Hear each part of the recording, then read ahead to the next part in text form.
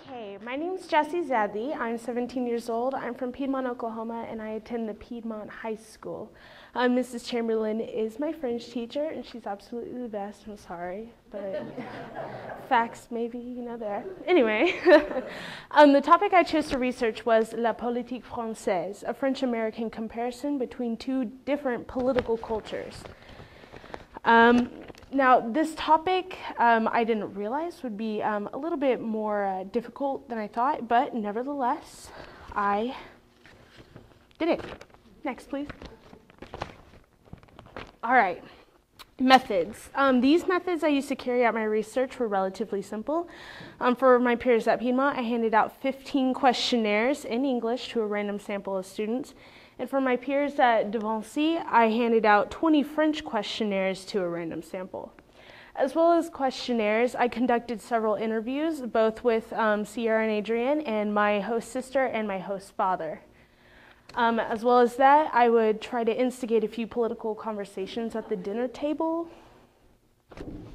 My aims. My first aim was to observe firsthand how politics are treated as a topic in two different cultures.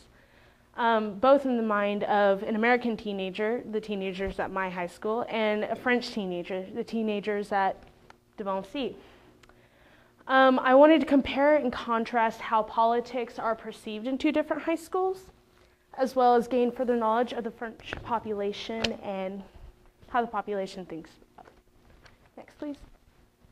All right, my original thoughts. In my high school, the majority of young people identify as Republicans. Almost all the young people are interested somewhat in politics, but are seldom knowledgeable in the area of politics and political issues. They do enjoy a good debate or two.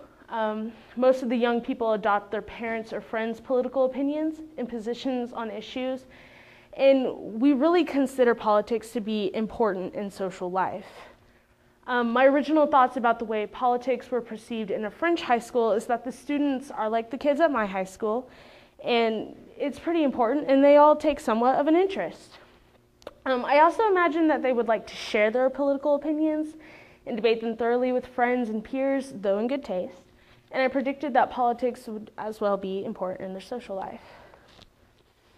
A quick overview, the American political system. The United States are a federal constitutional republic, which means that we are governed by our Constitution. We have one president, currently Barack Obama, who is head of both state and government. The president serves a term of 4 years, and he can only serve 2 terms.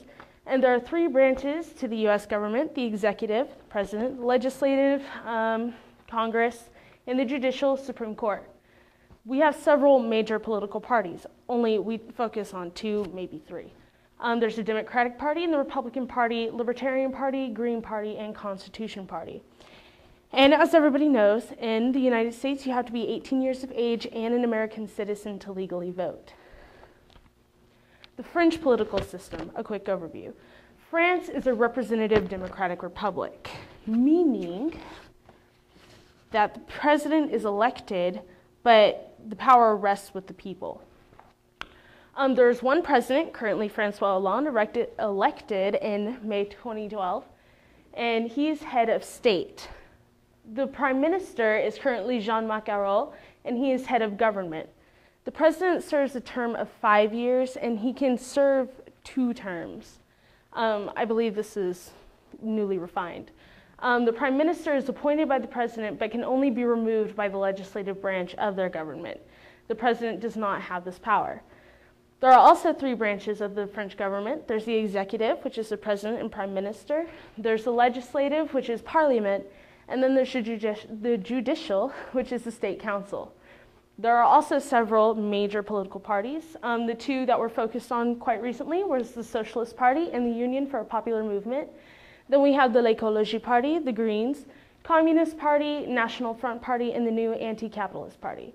And just like the United States, the minimum voting age is 18 years old, and you have to be a French citizen. Freedom of speech. My peers and I at Piedmont High School like to exercise our First Amendment rights, especially whenever we're debating about things like politics. People in Piedmont show their representation. They represent their political party preference in ways including clothing and bumper stickers and even buttons and pins. And we as a community in Piedmont like to express our opinions freely. La neutralité. Now, before I went over there and I had the mindset, oh, I'm going to learn so much about politics, learn how all the kids have their opinions, how they form that, I was not aware of the principle of la neutralité.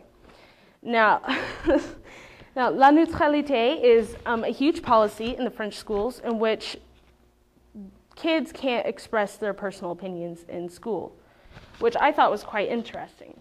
But on my French school's website, the Lycée de Leonardo da Vinci, on their website, there's a link to the Ministry of Education of France. And on there, there's a link to the 5 big principles of the educational system. Among these is la laïcité, but more specific to my research is the principle of la neutralité. Laïcité in France means the separation of church or religion and state. La neutralité is the same thing, but applies to politics. In the French school system, there's a strong desire to remain completely laïque, which means creating an educational environment where personal opinions are not expressed. Under the la neutralité principle on the school website, there's this quote, l'enseignement public est neutre, la neutralité philosophique et politique s'impose aux enseignants et aux élèves. Which means the public education system is neutral. Philosophical and political neutrality is essential for both students and teachers. When I arrived in Soissons, I did not realize that la neutralité was an established policy. In this system, the questionnaire that I had prepared was not necessarily permitted, especially during the school day. But one of the teachers, I believe she was a French teacher, French literature teacher, she allowed me to hand out these 10 of my questionnaires to her students, and they answered them for me, and she just said, keep this on the down low, they're all going to remain anonymous, I don't want them getting in trouble, and I said, that's fine. And I greatly appreciate her. Does this mean that young people don't take an interest in politics? Absolutely not. I was not able to discuss politics and political issues with my fellow French students at school, but they did answer my questionnaire, and from that I could tell they are politically aware. The policy of neutralité prevents students from engaging in political conversations on school grounds in which they express their opinions. And in the beginning, from this limited engagement with young French people, I didn't really understand. But until I understood the principle of la neutralité, I can't even speak now, I was under the impression that not one of the kids was interested about politics. And I thought that was insane. I was like, this affects you directly. Interesting occurrences. As well as handing out 10 questionnaires to the teacher who let me, I just handed them out randomly as well. And when I was asking for them back, one girl told me she had hers confiscated. And I asked why, and she said because of its politically opinionated content. And I was shocked. I was like, wow, well, did you get in trouble? She said no, she just threw it away. And I'm sorry, but that's the way it goes. And I said, oh, that's fine. I'm sorry, but that's something even bigger to present to you. And I bet most of you think, wow, she got that confiscated because she was writing down what she thought. I spent most of my time conducting my research in the high school, and in the high school there exists la neutralité and la laïcité, which made my research difficult, but nevertheless not impossible. One of the things that I was looking for was representation. Like during elections, us as Americans, we like to wear buttons, wear shirts, put signs on street corners saying, vote for this person or vote for this person, don't vote for this person, blah. But the only politically related thing that I saw was on my first day in Soissons going to school, we passed under an overpass, and on these columns were posted Sortir du nucléaire of the Green Party, and it's for an anti-nuclear movement. And these were placed on the columns, and they looked as if they had been freshly posted. The next day, going the same way, all that was there were shreds. Somebody ripped them off, which isn't unnatural, but that being the only thing there, and even those being ripped off. surprised me immensely. As we all know, or most of us know, France is a socialist country, and most of the French students have a good idea of what socialism means in France. The idea of the government providing much of its society's needs is not considered to be robbing people of their self-reliance to the French. To Americans, the term socialism has a negative connotation in which socialism is synonymous with the welfare state, which does imply a lack of self-reliance.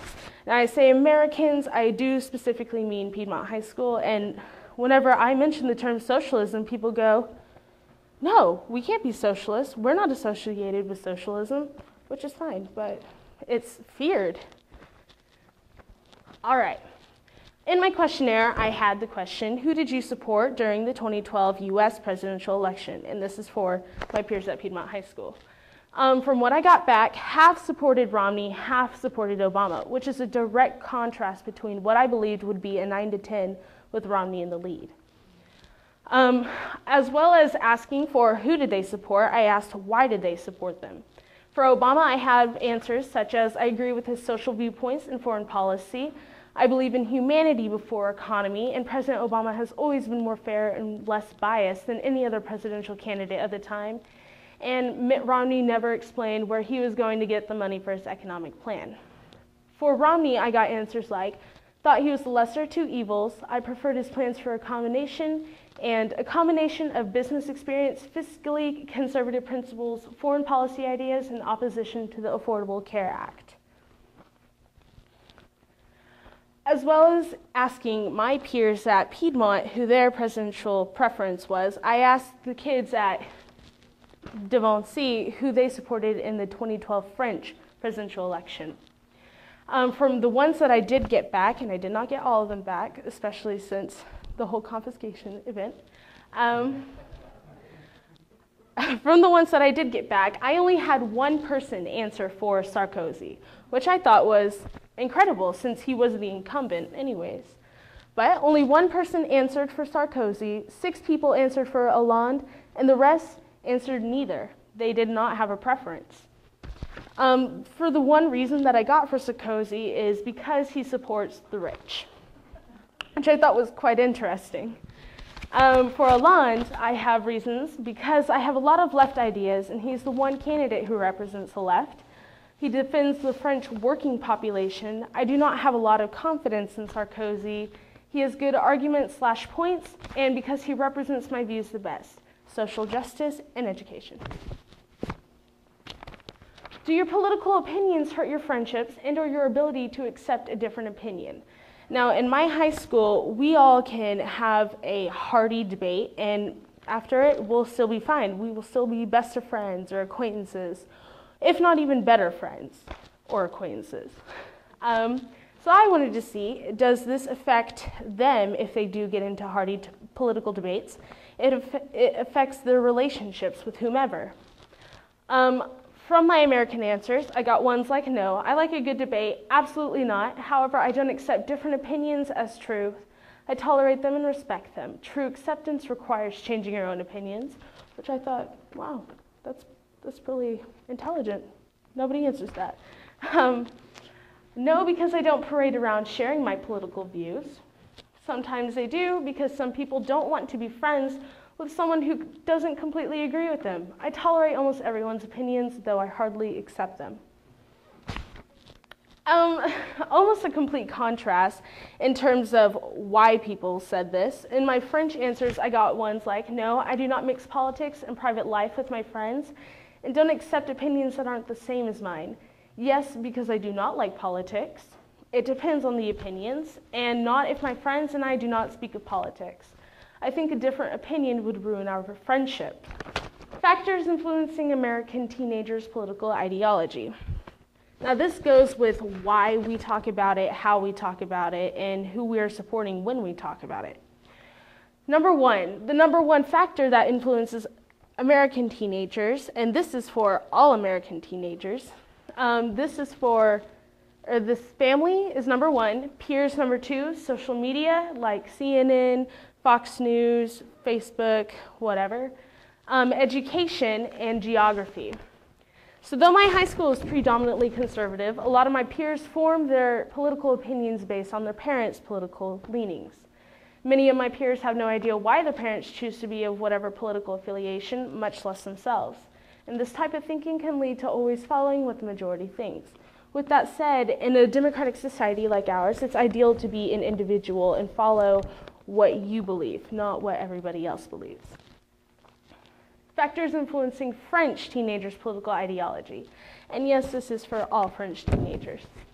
Number 1, family. 2, television. 3, radio. 4, newspapers. 5, political rallies. And 6, geography.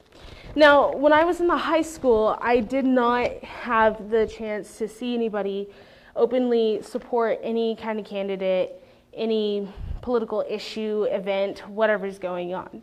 Not even marriage equality, which is really big, or was really big until it was resolved not too long ago. During my duration of the stay in Soissons and my time attending the lycée there, I expected there to still be some political discussion of France's recent 2012 presidential election. When I began a conversation of the Sarkozy-Hollande election, the subject was quickly dismissed. I didn't understand that before. I thought nobody was just interested or they really detested the subject, but now I understand it's the principle of la neutralité. Another question that I asked, which I thought was important, was what issue do you think was the most important debated topic? Of my Piedmont answers, I got things like national debt, Middle East relations, healthcare, marriage equality, taxes, economy, education, and immigration. On my French side, I have economy, education, workforce, unemployment, environment, and equality. In thoughts, I believe that politics is important in France, in life of young people, and they want a future where they can find work, especially since unemployment is about 10%, or over actually. And those French students who answered my questionnaire see socialism as a vehicle to improve the chances for a good future. In conclusion, the comparison between my American high school and French high school was completely different than what I originally expected.